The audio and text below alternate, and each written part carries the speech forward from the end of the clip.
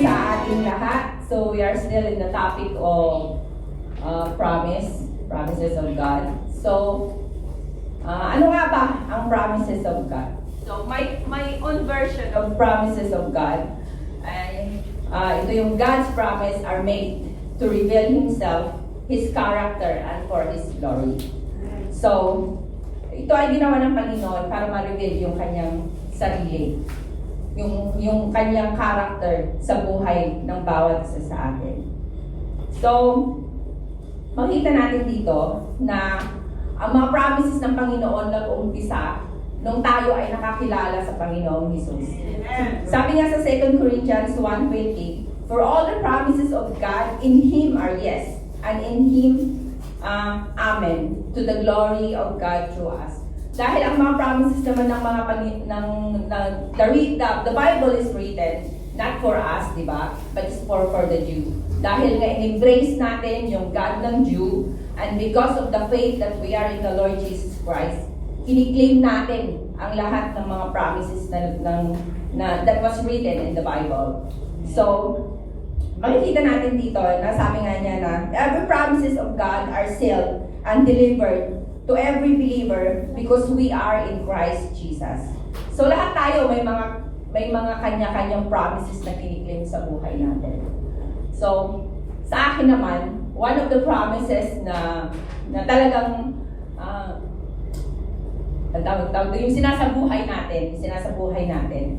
Ito yung Romans chapter 8 verse 28. Yung sabi niya, "And we know that in all things God works for the good of those who love Him, who have been called according to His purpose."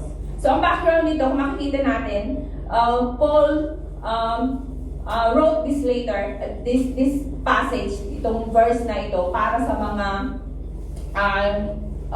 nagsasuffer during their times.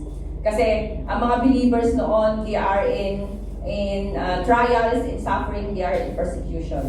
So sinabi this is a very ito yung promises na kumbaga very promising sa mga believers during this time and during our time, during this time of our life. Pwede natin itong i-apply sa pang-araw-araw nating pamumuhay. Dahil we know na the Lord is sovereign. Makikita natin yung sovereignty ng Panginoon sa verse na ito.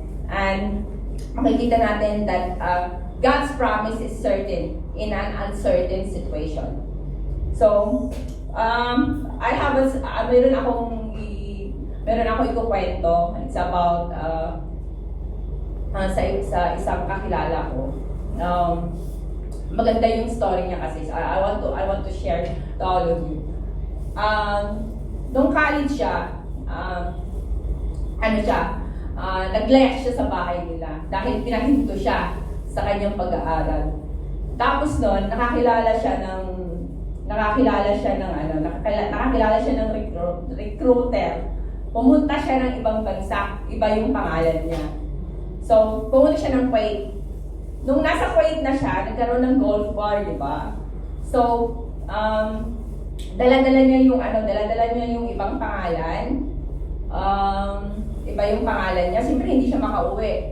Pero yung amo niya, dala-dala siya hanggang nakapunta sila in other words, dala siya ng amo niya, nakapunta sila sa US, kung saan dinala siya ng amo niya doon. Doon na rin siya. Tapos iniwan na siya ng amo niya doon, nakapag-asawa na siya. So, yung story niya, makikita natin dito na hindi yun ordinary. Kumbaga, it's ordained by the Lord. Ang tawag doon, yung mga promises ng Panginoon sa buhay natin, hindi yung mga nangyayari sa buhay natin, hindi ito isang coincidence lang.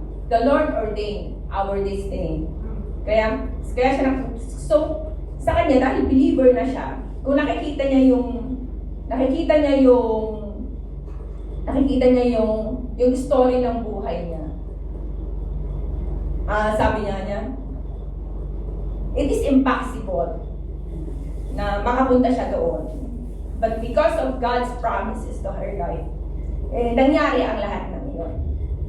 So, in short, believer na siya, mga anak niya, successful na siya doon, isa sa mga anak niya is missionary. So, yun. So, makita natin dito na, sabi nga, when we lay our life to the Lord, there is no such things as coincidence. He ordained and fulfilled our destiny. God knows the future and His promises will be accomplished. Even when things become chaotic and out of control, the Lord is in charge. Sometimes, we do not know what's best for us, but the Lord does. We have the blessed assurance knowing that in God's plan, nothing is ever wasted. That in all things, all of the hopes and dreams, all of the challenges, all of the regrets, and disappointments, even in sickness and in health, even in failures and in success, tatanggapin tayo ng Panginoon. Because those circumstances and situations come together for the fulfillment of His promises in our life. Maybe sometimes sumisim lang tayo. And nagkakaroon tayo ng mga regrets sa buhay natin. But we know that those things ay plinano ng Panginoon. That we go through to all the circumstances for us to grow and for us to become clingy and to become trustful sa ating Panginoon.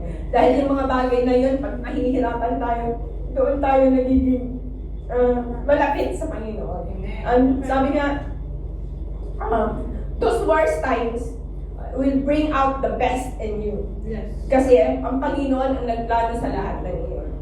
So, His promises in your life, because your God, your God is His glory. So, meron ako nabasa na isang passage. Sabi niya, God keeps every promise. You don't have to worry about the how of things, but trust Him even it's hard. Dahil it's not about you can do, but it's about how God can do to you. So, yun lang.